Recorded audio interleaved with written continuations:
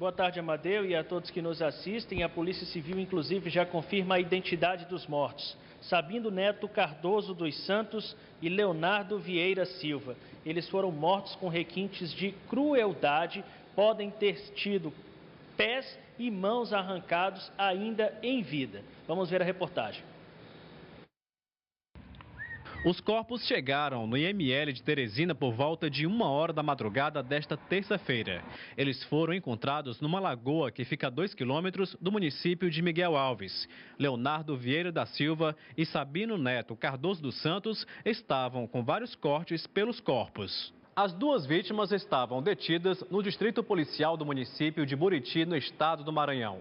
Sob elas, pesava a acusação de homicídio pela morte do empresário Caléo Torres na noite de segunda-feira de carnaval. A confusão teria começado quando o empresário Caléo Torres derrubou acidentalmente uma garrafa de bebida que pertencia a um grupo de foliões. Logo em seguida, ele foi morto com uma facada no peito e espancamento. Leonardo e Sabino foram detidos pouco tempo depois, mas a dupla foi resgatada por um trio de criminosos na madrugada de domingo. Inicialmente, a polícia acreditava serem comparsas, mas como Leonardo e Sabino foram encontrados mortos, agora as investigações apontam para a vingança.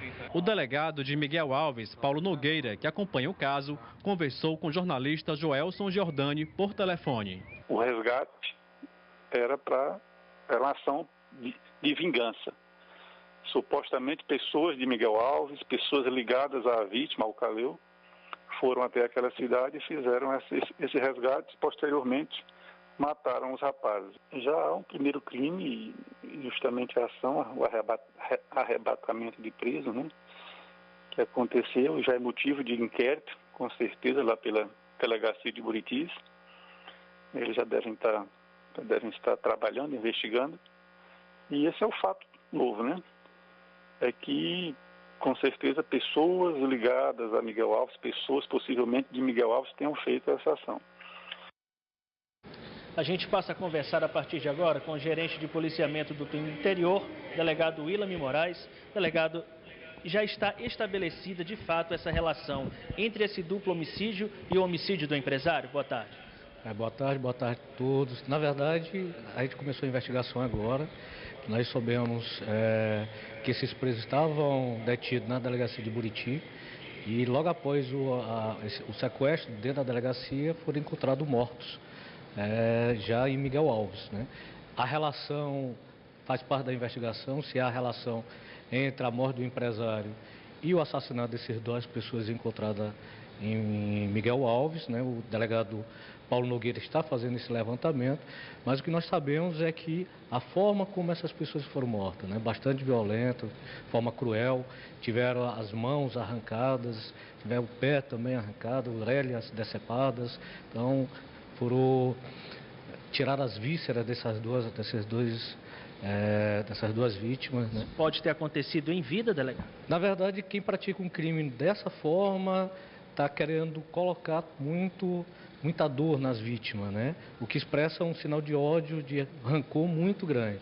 Então, é uma linha de investigação, mas a investigação vai dizer se está correlacionado com relação à morte do empresário na cidade do Maranhão. E a retirada deles da delegacia já está esclarecido, delegado? Não. Na verdade, faz parte de uma mesma cena de investigação.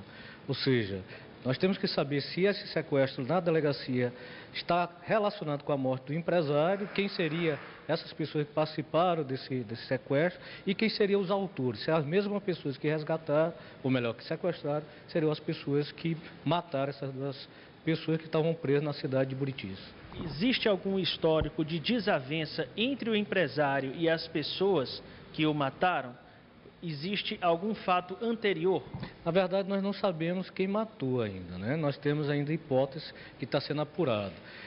O que nós sabemos são antecedentes criminais, todos os dois encontrados mortos em Miguel Alves têm históricos criminais, têm passagem pela polícia, mas o que é mais relevante houve um crime antecedente, né? Houve um crime a um empresário e houve um sequestro dessas pessoas que são acusadas do crime do empresário de dentro de uma delegacia, de dentro de um órgão estatal. Né? e logo depois, menos de 24 horas depois, essas pessoas são encontradas mortas e mortas de forma cruel, com requinte de crueldade, né? O que nos leva a crer que há uma relação entre a morte do empresário e as pessoas mortas. Mas isso vai depender de provas colhidas, do andamento das investigações. Nós estamos com um delegado muito eficiente, um delegado muito experiente, o doutor Paulo Nogueira, já trabalhou na CIGO, já tem uma longa e vasta experiência profissional, e nós temos certeza que isso vai ter um resultado eficaz posteriormente. As polícias dos dois estados vão atuar juntas ou apenas a polícia do Piauí apura?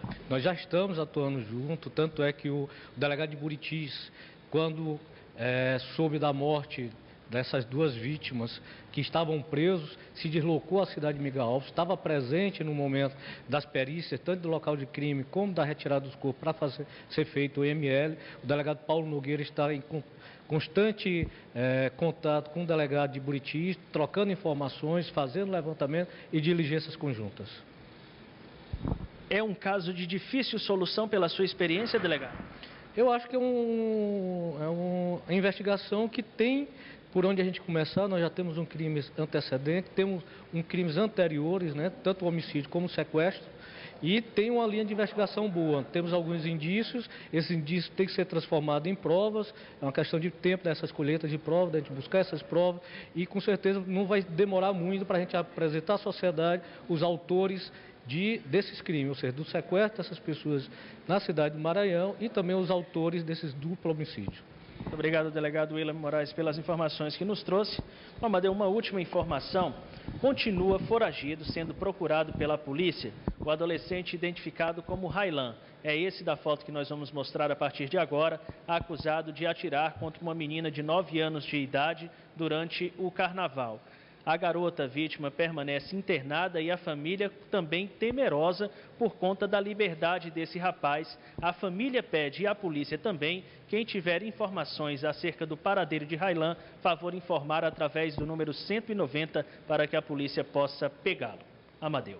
Ô Tiago Melo, por favor, só para confirmar aqui para nós, ainda no caso desse resgate dos presos na delegacia. Primeiro, os dois estavam presos, porém, a culpa dos dois na morte do empresário não havia sido ainda formada. Não tinha culpa formada, não havia certeza de serem eles os autores. Amadeu, eles foram presos em flagrante, então a polícia tinha convicção de que eles dois participaram da morte do empresário. Bom, então esse é um ponto. A polícia tinha convicção de que foram mesmo eles que mataram o empresário. Porém, ainda não tinha um processo legal corrido, né? Estava em processo de investigação. Não tinham sido julgados. Julgados, né? exatamente. O flagrante estava lavrado. O flagrante lavrado.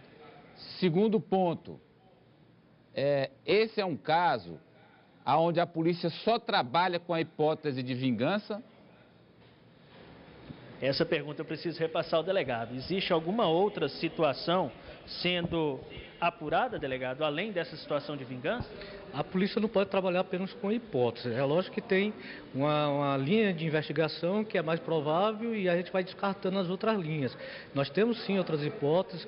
Os antecedentes criminais dessas pessoas, né, podem levar a polícia a trabalhar em outra linha de investigação. Por exemplo, algum crime grave, algum inimigo, né, que antecedeu a esses homicídios, é uma linha de investigação, algum inimigo que ele possa ter na cidade, algum tipo de crime violento que ele tenha cometido. Então é uma outra linha de investigação, mas a priori nós temos um crime que antecedeu, essas pessoas foram sequestradas de uma delegacia, não foi à toa, e foram deixadas numa cidade, né, num município próximo ao município onde eles estavam presos, município este, aonde é natural uma vítima de homicídio, né, no qual essas pessoas estavam presas. Uma última questão, delegado. O sogro do Caleu, após o assassinato, ele sofreu um atentado à bala. Tem alguma relação? Na verdade, logo depois do homicídio do empresário, o seu sogro levou 2 tiros, né? E a polícia já tem praticamente certeza que não há relação entre o atentado à vida do sogro do empresário e o homicídio praticado contra esse empresário. Muito obrigado, delegado William, mais uma vez pelas informações. Pois não, Matheus? Tiago, há possibilidade ou está sendo investigada a suspeita de facilitação dentro da delegacia para esse sequestro? Isso foi verificado, delegado? Faz parte das duas investigações, né? Nós temos o quê? Um sequestro dentro de um órgão público, um caso gravíssimo, que mostra uma total falta de respeito às instituições que aí são postas, né? No caso da Polícia Civil. Eles entraram na delegacia, sequestraram essas duas pessoas.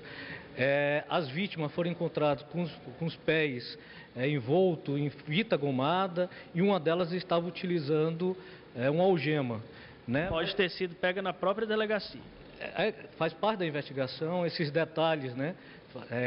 É incluído na investigação, tanto os dois delegados, que é responsável pelo Maranhão, pelo estado do Maranhão, e o delegado Paulo Nogueira, com certeza vão levar esses detalhes em consideração. Tanto que essa fita gomada utilizada tanto para envolto dos pés e das mãos das vítimas foram apreendidos, como a própria algema também foi apreendida.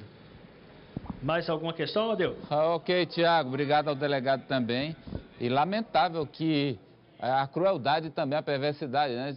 Que eles provavelmente ainda estavam vivos quando tiveram as mãos, os pés decepados. Que coisa terrível. Um abraço, hein, Tiago Melo, o repórter em ação.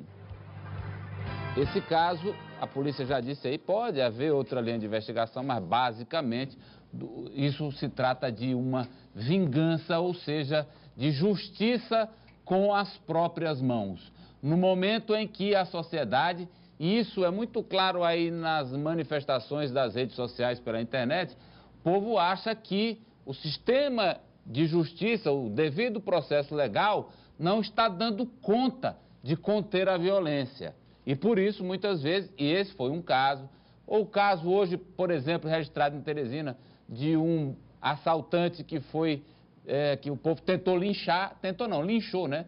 Mesmo, não houve a morte, mas linchamento houve. Aliás, casos que se repetem, de justiça com as próprias mãos. Em função disso, eu quero abordar um tema que é um trabalho das audiências de custódia. Esse é um trabalho que começou no ano passado, em agosto, e agora a Justiça fez um primeiro balanço, de agosto de 2015 a fevereiro de 2016. O que é essa audiência de custódia? É o julgamento de criminosos, olha aí, aí são os dados de agosto de 2015 a fevereiro de 2016. Foram realizadas 562 audiências de custódia. Desses, 253 eram réus primários, 215 tinham maus antecedentes e 85 deles eram reincidentes, haviam cometido o mesmo crime outras vezes. 314 estavam acompanhados de defensores públicos e 248 acompanhados de advogados durante essas audiências de custódia.